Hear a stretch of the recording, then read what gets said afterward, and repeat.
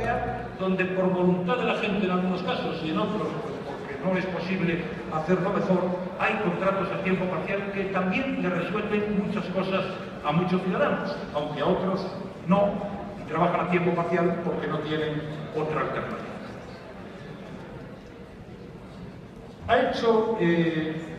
El señor Plana ha hecho referencia a otros asuntos.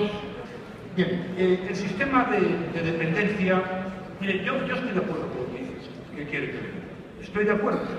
Es decir, creo que cuando España se lo pueda permitir, tenemos que dedicar mayores recursos para la dependencia.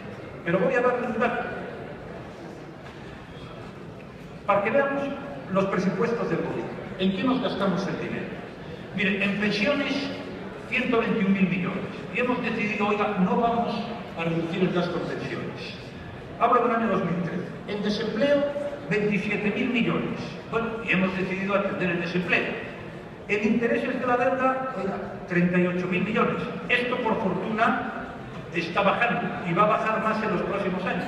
Pero eso no queda más remedio que pagarlos.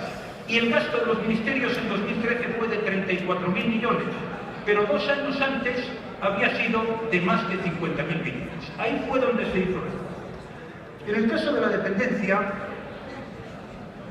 el sistema estaba colapsado con 300.000 personas dependientes en lista de espera. Estaba generando un desfase presupuestario de 2.700 millones de euros que no pagaba nadie, luego hubo que pagarlas, claro, respecto a las previsiones iniciales. Y además había una deuda de 1.000 millones de euros a la Seguridad Social por los cuidadores familiares. Bueno, nosotros hemos reformado el sistema para garantizar su sostenibilidad, para dar prioridad a los grandes dependientes, para reducir las